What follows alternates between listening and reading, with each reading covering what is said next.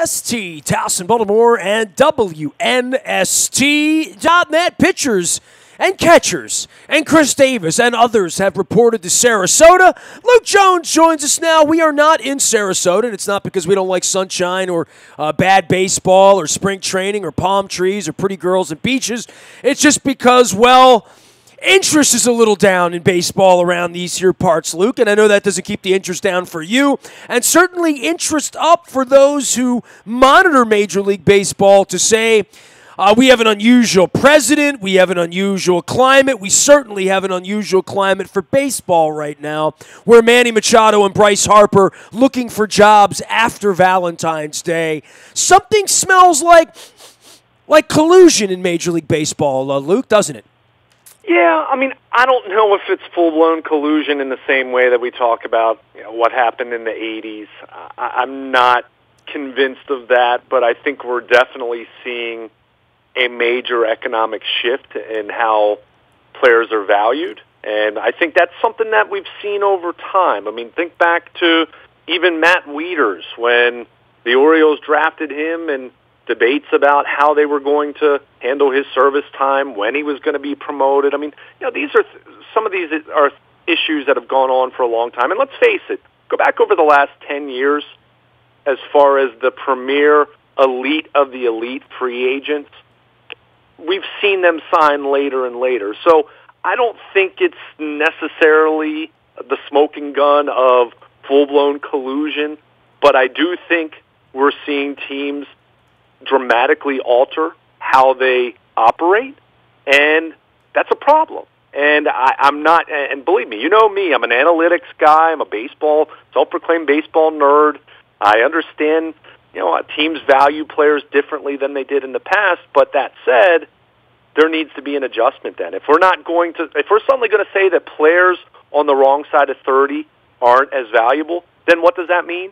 We need to make sure that money is being distributed to young players who are the most valuable in the eyes. You sound like Tony Clark, Luke Jones. Right, and that's really where I am from this standpoint. I mean, fundamentally, we're going to need to see a shift here. In the same way, and look, it's not a bad thing. I mean, look at the NFL, the 2011 CBA, how that dramatically changed how the draft process was as far as contracts with the draft and slotted values, and we saw holdouts go away, and we saw quarterbacks like Sam Bradford no longer getting $50 million guaranteed before they play a snap in the NFL. And what did that result in? Well, that resulted in a shift, and then we saw veteran quarterback contracts blow up even more. And now we see teams giving away franchise quarterbacks because they're too expensive in the same way that first, number one overall picks were too expensive at one point. I mean, think about it, Nestor. There's a value proposition for all of this in the same way that Billy Beane 15 years ago unearthed the Greek god of walks, right? Right. And look, that's not to say that I don't have concerns about what we're seeing. I mean, the sheer fact that we're talking about spring training games going to be played over the next week. The Grapefruit League and the Cactus League are going to get underway over the next week. And we're still talking about where two 26-year-old transcendent type of free agents. I mean, you do not see 26-year-old players of this talent level still unsigned. They have to set the market. They are the market, right? Right. We go back to where Messina was and taking the house discount and all that stuff for Angelos back in the day. There comes a point where you have a responsibility to everybody to set the market, especially when there's all this money pouring in and the Angelos boys are, off in the hills hoarding it and selling to the fan base, we're rebuilding. No, you're not rebuilding. You're profiting is what you're doing. You're putting the profits in your pocket instead of giving it to David Segui. And I don't necessarily think it's a bad idea, but then make the tickets $3. You're going to have AAA baseball out here. We're going to lose 110 games. Right. Don't tell me I got to pay $22 to come out and watch the Milwaukee Brewers come to town, Sure, and it's definitely problematic. And look, I mean, it's one thing to talk about the 2019 Orioles, who are coming off of a historically poor season in which they were at least kind of sort of trying to win. I mean, think about it. At this point a year ago, they still hadn't signed Alex Cobb. I mean, they still at least had designs of trying to win. Yeah, the amazing thing is the guys they signed this time last year, I thought, like, man, Cobb and Cashner, I thought, well, that maybe they can win 85 games. Maybe they're going to be interesting. Maybe they can hang in there. Maybe Machado's battle. Maybe Chris Davis. All those things we talked about this time. We don't have any of that to talk about this year. Sure. Literally, there's none of that this year. Right, and to be very clear, there's nothing the Orioles could have done this offseason that would make me think they wouldn't be terrible in 2019. I mean, it's just the truth. I mean, they had Manny Machado on this team last year, and they were historically terrible. They have Cobb and Cashner now. So they're in the Orioles, I think, are a tough team to bring up as far as the case study for the here and now, even though they're one of how many teams that are, frankly, just not trying to win right now. But the overall perception that baseball has right now from a competitive standpoint, where you have a handful of teams that have done some good things and made some good moves, and you feel better about their chances than you did a year ago. And then you have some teams like Cleveland who have been good, but you look at what they've done or what they haven't done this offseason, and you kind of just shrug your shoulders and say, okay, they're still the favorite in the AL Central, but it's a really tough sell to try to convince anyone that they're better or even as good as they were. So, and then you have upwards of, a dozen teams maybe, and we could go through and look, and just strictly looking at the payroll doesn't tell you the entire story, but it tells you part of it at least, and you just see how many teams are just not doing anything. And look, we're not even just talking about Manny Machado and Bryce Harper here. I mean, look at the other free agents that are out there. I mean, look at a guy like Adam Jones, for example. Look, Adam Jones isn't the guy he was 5 or 6 years ago. I think that's clear. But you can't tell me that Jones couldn't bring some important value to a contender or to a team that's up and coming and fancies themselves as a contender, or that they want to be a contender in 2019. And you can't tell me that he doesn't have value. Now, where is that value exactly? That's up for debate. I certainly wouldn't be looking at Adam Jones as someone that I'd want to give a 4 or 5 year contract to. But if it's 2 or 2 years with a club option or 2 years with a mutual option, and I'm not saying 2 years, $6 million. I don't want to insult the guy, but there definitely should be value there. So, where is the culpability here? Is it just the owners? Are player agents? Well, are you trying to win or are you not? You're in two camps, right? I mean, there's going to be 8 or 9 teams not trying to win, and another 15 maybe trying to win, and a couple trying to figure it out. But the ones that aren't trying to win, this is where teams are going to win 118 games and other teams are going to lose 118 games because there's going to be a wild separation when the Orioles get together with the Yankees and the Red Sox on a nightly basis. Yeah, and I mean, I don't know if we'll see it be that dramatic. I mean, again, I've said all along, I don't expect the Orioles to lose 115 again, just because if you look at history and some of the most historically poor teams of all time, seeing them really duplicate that. Now, they might lose 105, they might lose 107, they might lose 108, but your point is well taken as far as you have this. I mean, you just have a complete gap, chasm, whatever you want to call it, between the haves and the have-nots. Well, and we're in the brunt of it, right? Where we're sitting here where if I give you $1, you're legitimately trying to figure out whether you're going to bet it on 100 or 99 for losses. Like, literally, sure. I mean, there is no season here. No one's even pretending except when you go up and bring your American money to the box office and try to get in. Then they're Major League Baseball. But any other day, we're giving them a pass, and they're rebuilding, and they're all. But that's just our problem. But it is a Major League Baseball problem that it's our problem because it's not just us. And hey, dude, Chicago, San Diego, these afterthought places suddenly, and Philadelphia to some degree over the last 2-3 years, these afterthought places where they've had this feeling at this time, they're the ones trying to throw all this money and chase Machado around right now, right? It's not the Yankees or the Dodgers or the Cubs who want him. It's teams that are, I don't know, dude. I got a closet full of Padres stuff. The Padres signed Manny Machado. It's not making me go to San Diego any quicker. I don't know that it's making people buy tickets. I don't know that that's where we are in the modern era, that Bryce Harper is going to help the Phillies sell tickets at this point, right? That's not really what it's about. It's about, are you going to win? Are you going to be standing in October? Well, first of all, players of that ilk do help you sell tickets. I mean, and it's not necessarily I want to come watch that player. It's that for a time or two, a game or two. It's more so you have a better chance to win. I mean, that's what it really comes down to. And I think for the longest time we just looked at the teams like the Yankees and the Red Sox and the Dodgers, all these high market teams that have had these $200+ million payrolls for years now. But I really look at what's happened over the last 7-8 years, and really how prominent the luxury tax has become, how it's frankly serving as a cap. I mean, it really is, and that's why you're seeing some of these teams that have traditionally spent over the threshold, and they're not doing that anymore. And you're seeing that, you're continuing to see teams that are benefiting from revenue sharing without spending requirements. They're not putting that money back into the team. They're just pocketing that. So for me, it's not even, for the longest time, what have we said it in baseball? I mean, going back to the 90s, they need a salary cap, they need a salary cap, they need a salary cap. I don't think it's that.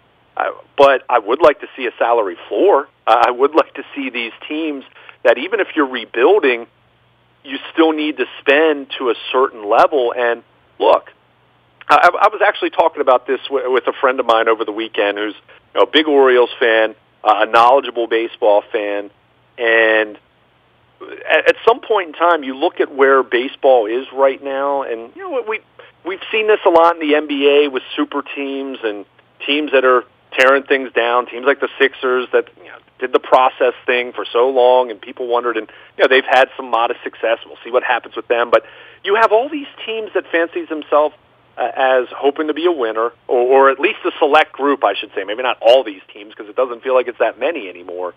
And then you have so many teams that aren't trying. But at the end of the day, Nestor, there's one team that wins the World Series, and there's one team that is the number one overall pick in the draft. And there's a lot of room in the middle there that, at some point in time, there are opportunities to make yourself better while keeping your eyes on the big picture. And I think Billy Beane and the A's are a perfect example of this.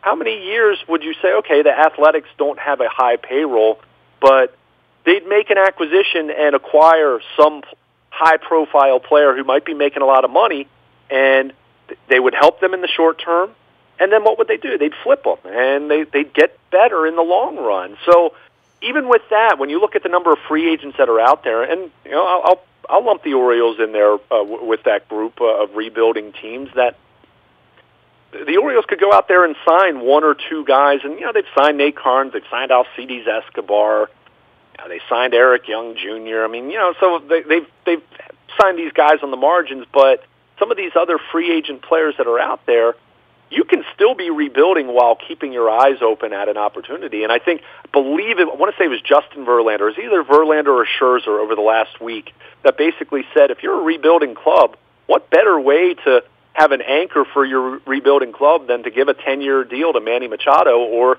Bryce Harper? And there's some validity to that. I'm not saying that that's how I would. Well, you don't have to worry about getting a great player. You have one. You know what I mean? Right. I mean, there's some amount of validity there. Now, but they both have some jerk to them that a Gwynn or a Rip, certain guys Jeter didn't have, and I think there's a little part of, is this guy really going to be a positive influence on my organization in the $30 million way? Or is he just going to be a nice ball player when he shows up and decides he's interested? Because both of these guys have had some dark patches in their history, I think. Right, and I hear you, but I also, at some point in time, you can talk yourself out of anything if you. Hey, I'm not. Look.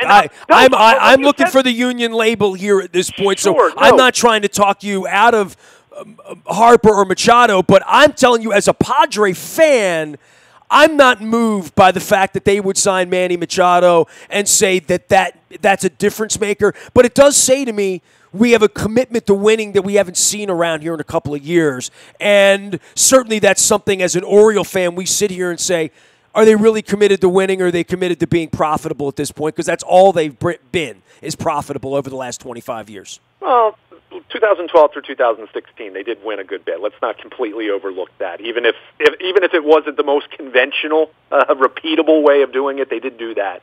But I was more so saying that there's always going to be some risk involved. And look, I saw what Manny Machado has been over the course of his career, just like anyone else. I saw the postseason last year, but at some point in time, you need to acknowledge the warts but also acknowledging what kind of transcendent talent he is. I mean, he is. I mean, he's a great player. He absolutely is. And I know you can look at certain things about him and not like it, and same thing with Bryce Harper, or same thing with any nine-figure contract that you could potentially give a great pitcher in this game. But Machado just didn't appoint himself well at all in the postseason last year in a Dodger jersey. So much so that, the Yankees and the Marlins were destined for him, right? I mean, who could use him more than the Marlins, right? Like, if you're talking about a long-term thing, he's from Miami, he kind of wants to play there.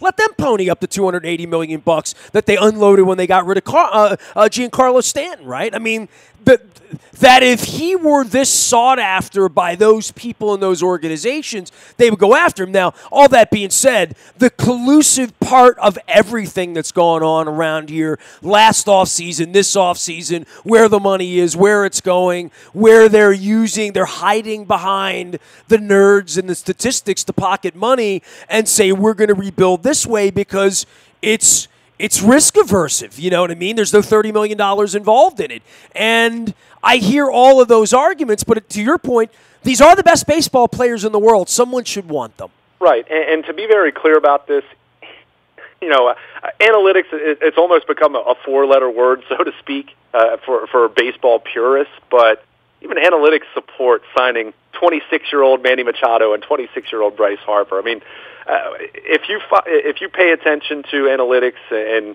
the market and how they view free agents, typically, if you're talking about wins above replacement on the free agent market, it's been somewhere around one win above replacement is worth roughly $7 to $8 million, and that's not a hard and fast rule. That's a consensus over time. So if you look at it through that lens and you look at what Manny Machado has been, which is in any given year he's been a 5-6 win type of player, well, aren't they worth $35 million per year at the very least? If you're looking strictly through an analytic lens, yeah. So, and I'm sure Manny's agent and the whole Boris clan will be glad to point that out. Right, and I think that's something important here. And and Manny's not represented by Scott Boras, but we've seen Boras clients sign later and later for years. So that's at work here. I do think at this point in time, there absolutely is a sense from Machado and Harper that they're doing what? They're waiting for the other guy to be the first one to sign, because they know once the first domino falls there, then 4 or 5 other teams are that much more desperate to sign me. So it's kind of a game of chicken between Machado and Harper right now. It really is at this point. Now, we can debate why it's taken so long for it to get to this point, but as far as being in the last stages, presumably the last stages of these guys finding teams and showing up in spring training. But I do think it's interesting. You mentioned some of the warts with Machado and Harper, but what about Dallas Keuchel, who doesn't have that kind of a rap? What about someone like Marwin Gonzalez, who is as versatile as it gets as far as a productive player? He's 29 years old. What about Adam Jones? You talked about him earlier. He's still a productive Major League Baseball player. But even talking about someone like Marwin Gonzalez, I mean, we talk so much about versatility, and we've seen it with bullpen pieces, guys like Andrew Miller who can go multiple innings, and how valuable that is. We see it now with bigger bullpens. bigger pitching staffs. You love to have 2 or 3 bench players that can play 5 or 6 spots. I mean, hell, that's why Ryan Flaherty stuck in Baltimore as long as he did, because he could play 7 different positions. But you're talking about a guy like him who doesn't have questions about his attitude in the same way of Machado or Harper. And look, I'm not saying that their respective attitudes should be are a legitimate explanation why they're unsigned going into the middle of February. But there's just so many guys out there right now where you just look at some of these guys that have signed minor league deals, guys that have signed 1- and 2-year contracts, and it just, for me, it really makes me wonder and makes me, frankly, expect at this point that we're going to be heading towards a work stoppage for the next CBA, which is still a few years away. And that'll be great for business. That'll help baseball. Sure. That'll help Baltimore. That downtown Baltimore needs another strike, you know? Yeah, and and there are lots of baseball cities that you could say that about as far as how disastrous that could be. But we already know these guys don't have a whole lot of civic responsibility. Let's start with that. But I'll also say this. The Players Union brought some of this on themselves from a standpoint of, you look at some of the things that they have prioritized over the last couple CBAs. Oh, yeah, full rows on the planes. Luxury tax to have more teeth. Yeah. When you look at this union, I mean, for the longest time, Ness, we've talked about baseball having the most powerful union out of the 4 major professional sports here in America by a wide margin. I mean, it wasn't even close. When you go back to Donald Fair and Marvin Miller way before then. Yeah, I found my old I did find one old conversation with Frank Robinson on an old mini disc that I had at Sporting News. And on the same disc, there were 2 conversations with Don Fehr. Don Fehr never minded coming on national radio with me and throwing around how much money he was going to get Greg Maddux in the next deal. But I just look at some of the things that the union has prioritized. I mean, I think back to some of the things they wanted in terms of some days off and veterans having an extra seat on the bus for spring training games. And look, I'm not saying you can't fight for those things concurrently, but those things are These are like things issues. That when you go to somebody who has a $50 million contract, things that piss them off. Well, the laundry baskets, it's metal. I would prefer that it's plastic. You know what I mean? Like, literally, these are the problems you have when you have first world problems. And, the major league minimum is $400,000 a year, right? Literally, right? But that's where, and this is where I disagree with, I've seen some columns from national reporters talking about some of the rules changes. And look, at this point, I know Rob Manfred was even non-committal over the weekend about there definitely being a pitch clock in 2019, even though that's been the expectation for quite some time. And that still might be the case. But I've seen some reporters talk about, the union needs to come together with Major League Baseball to implement some of these changes to improve pace of play. And I say, forget that. If I'm the union, I'm not helping Major League Baseball with anything right now. I'm telling them, we'll talk when... Dude, there aren't war drums. There's just war. When you're not signing the best players, that's not battle drums. That's not preparing for war. Right. That is war. I mean, I don't know what else there is to say. Sure. So that's where I look at this whole thing. And look, I'm really uneasy with just stifling intellectual development, too, and that's one reason why I haven't been someone that's so quick to just say, well, let's completely ban the shift, and let's do this and do that, and relievers have to face 3 batters. And look, I'm not saying eventually we won't implement some of those things in baseball, and certainly we need to try to improve pace of play, and more so the pace, increase the action within the game. I mean, as much as we're seeing the 3 true outcomes become more and more prevalent every year, and how last year we had more strikeouts than hits, definitely we need to make some changes with baseball. I think that's something that we shouldn't do hastily, because I think you can have some fallout, some unintended consequences when you do change rules and make dramatic changes. But that said, when I see what's happening, and even if this is a case where teams are just becoming that much smarter, and to be very clear, these positions on free agency, and we talk about this in the NFL all the time, players on their second contract, players who might get a third contract.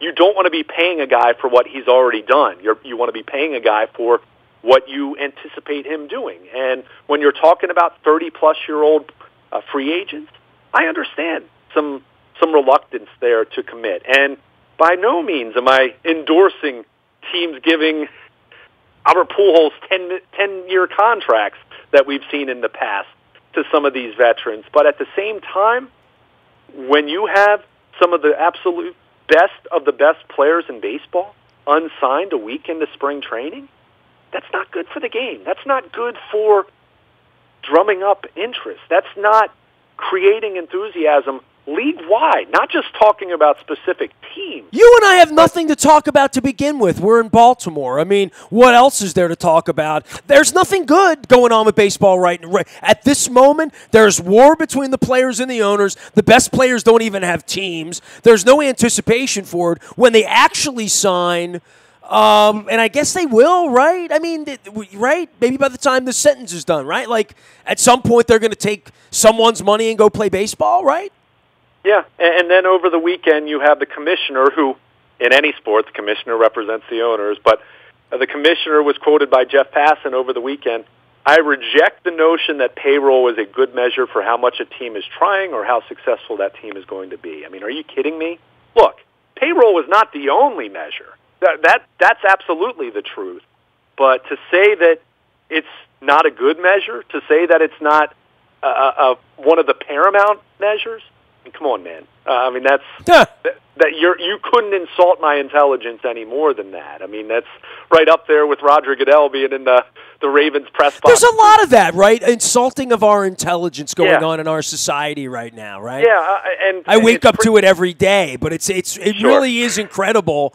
You know, I mean, it starts with the Orange Menace, but it really does sort of seep down when John Angelo sits in front of the fans and says, yeah, we're trying, but we're not going to be. I mean, don't ask us any questions. We're going to go hide. We're going to go off to Saratoga and off to Florida and get away from things for a little while we lose 100 games. And we're going to let John Vitelin and this Brandon Hyde guy who's all weepy about just having the job. We'll let them go have fun with this while we count the money and wake us up when it's time. And we wouldn't want Manny Machado around here. I mean, it's funny how the Orioles could wash their hands of Machado, right? That they're not culpable in any of this at all because he was their player. He should be here. I mean, really, if we're on the backside of Messina going to the Hall of Fame in a plain hat, Manny Machado should be here if the people who ran the place here weren't so effed up. I mean, that's at the root of a lot of this, right?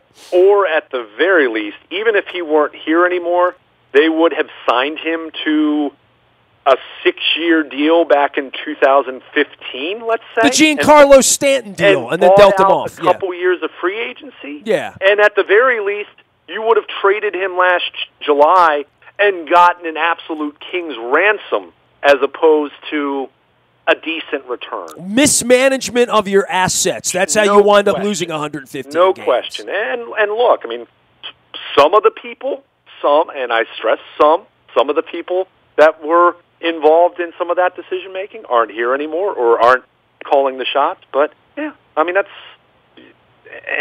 the Orioles' challenge, Mike Elias' challenge over the next few years is going to be to hopefully find a Manny Machado or the next Mike Messina or whoever, another Bryce Harper, another Matt Wieters, another Adam Jones. I mean, go down the list of, their job is going to be to find special talents, and they're going to be out there. And I am actually, I've said over and over, I love the Mike Elias hire, but in the meantime, there's going to be a lot of pain, and frankly, some of that pain at the very least could have been endured if this organization had more forward thinking. The cliff that they went off last year, that wasn't something now to that dramatic degree. Dude, they've been driving toward that cliff since Zach Britton was on the bench, and we were like, no, stop, trade him, move, not Chris Davis, don't give him that much. I mean, we did all of that around here. Right. And now there's 115 losses, and I'm going to be talking about politics all summer, like literally. I want to be very clear. No one could have foreseen it going off the cliff 115 loss territory in the way it did, because I wasn't picking them to lose 115 games last year. I still don't know how they were that historically bad before July when they traded guys away. And then, okay, the rest of the year kind of makes sense when you look at the roster.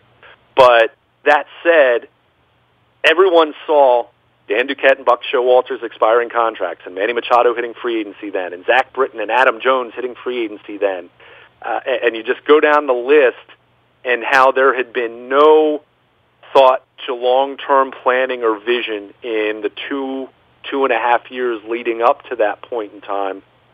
Well, here they are. I mean, they're in that abyss, and you hope that they've touched rock bottom. I mean, 115 losses feels that way, and I think they have, because I do like the hires that they've made. And I think if, and it's a big if, in the same way it's an unknown anywhere whenever a new GM, a new regime comes in to power, but if they're given the resources necessary to make changes, and right now they're simple things like high-speed cameras that they've installed behind the bullpens in Sarasota. So they have these great shots at release points and spin and things like that, things that other teams have been doing for a while that the Orioles weren't doing. So right now it's starting with measures like that. It's kind of like me, man. I had a CD player in my car till I upgraded. You know what I mean? Yeah. I mean, but I didn't have a USB port. You know what I mean? Right. But now the Orioles are slowly but surely, and that part's going to be a process. And, of course, they're going to get ready for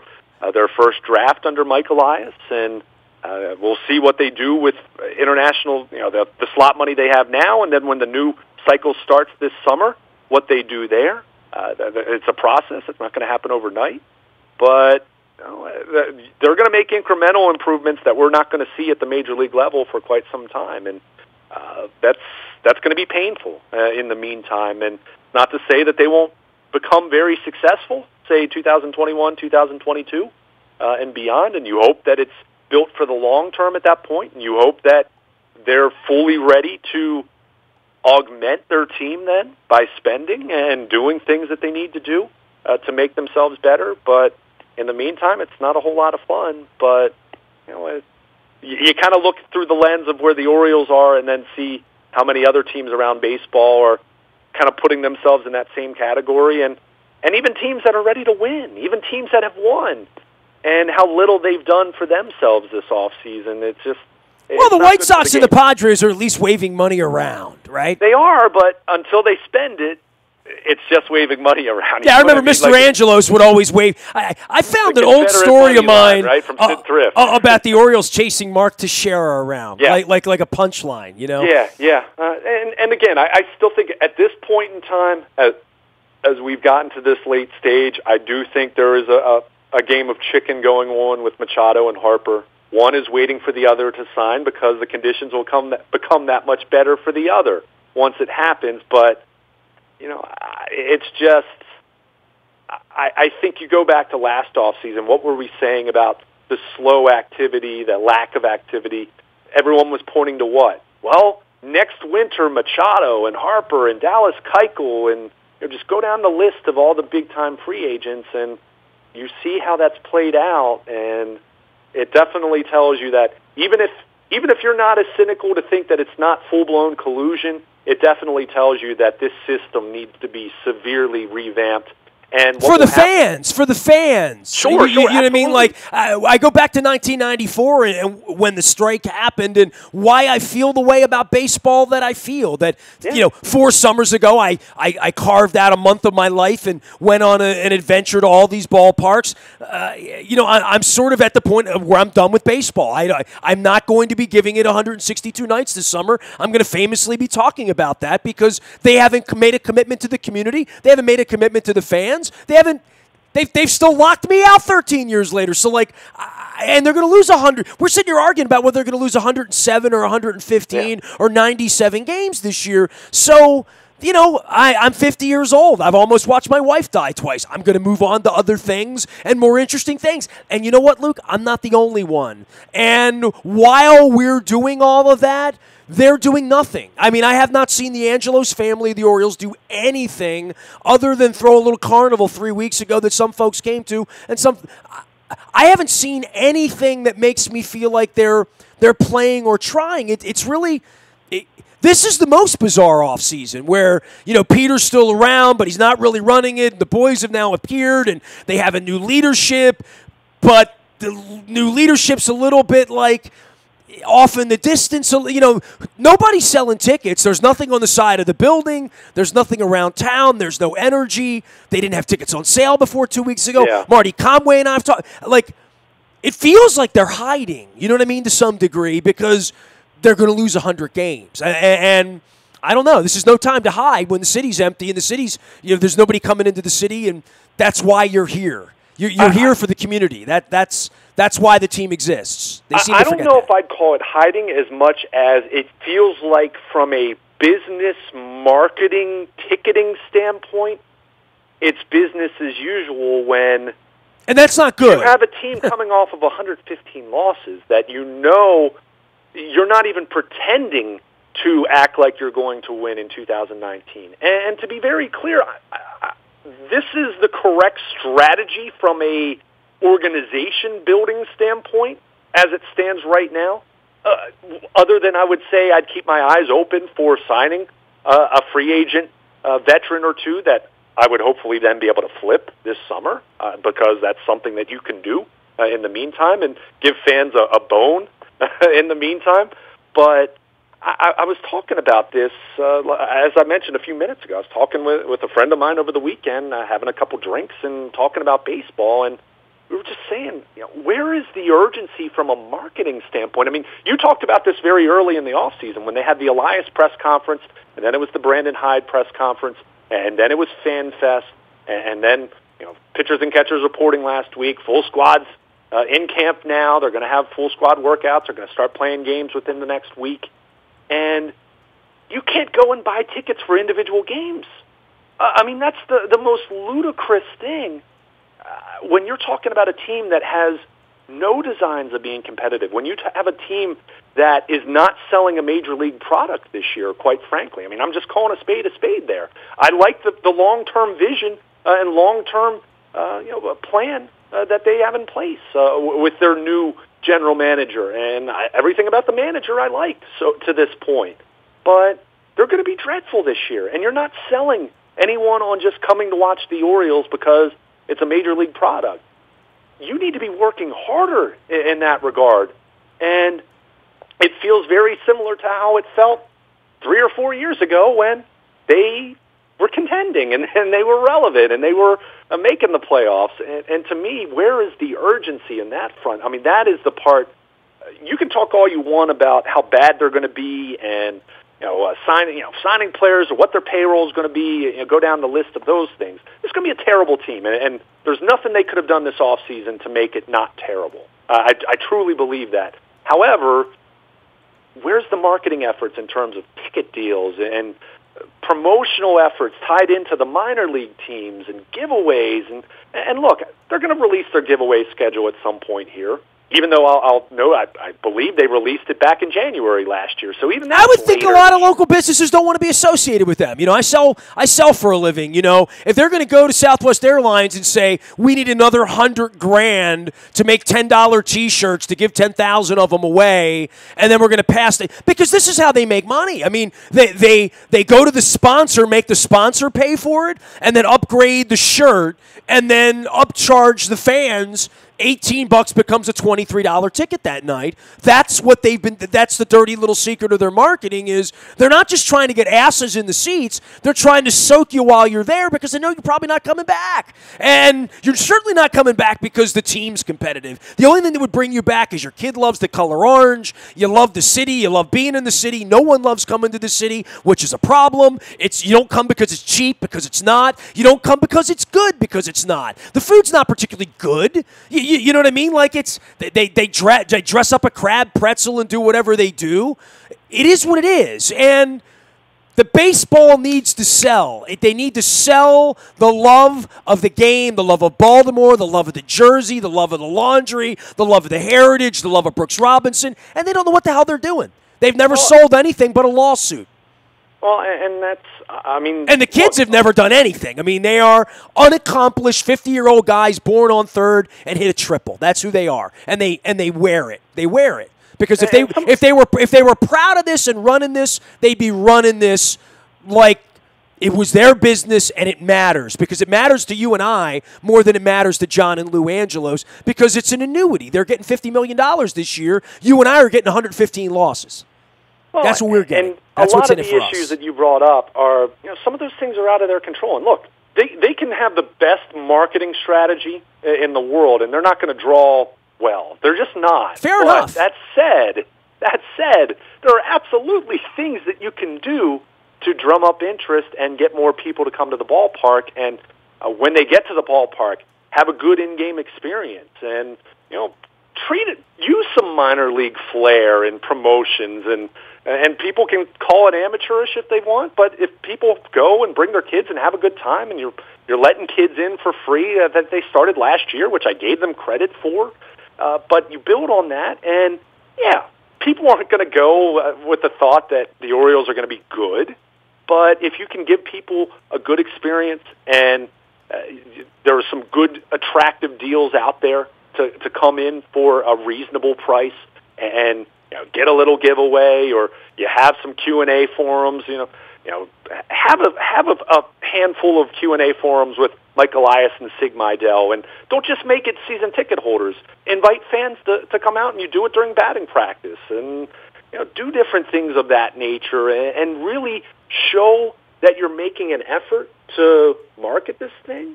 Then I think that would help. But again, if you just dropped on the into Baltimore, and you're coming from Mars, and you had no idea how the Orioles did last year, but you knew how they did from 2012 through 2016, you would think that it's business as usual, that they're going to be a wild card contender again, right? Because, they're not marketing it any differently. They don't even have their tickets on sale beyond season tickets, which, season ticket packages are one thing, but what about trying to get people to sign up for a four-pack plan, a six-game plan?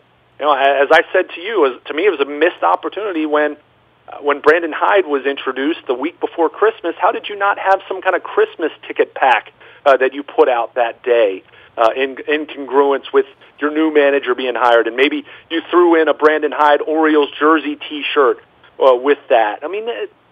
These aren't. I'm not a marketing major or anything like that. I'm not a business expert, but I just don't see any effort being made whatsoever to try to market and try to get people to come to games. Yeah, I live here. It's after bizarre. Valentine's Day. It's bizarre. It really it's 6 is. weeks away. You have 2 television networks, 2, and there's nothing. There's nothing.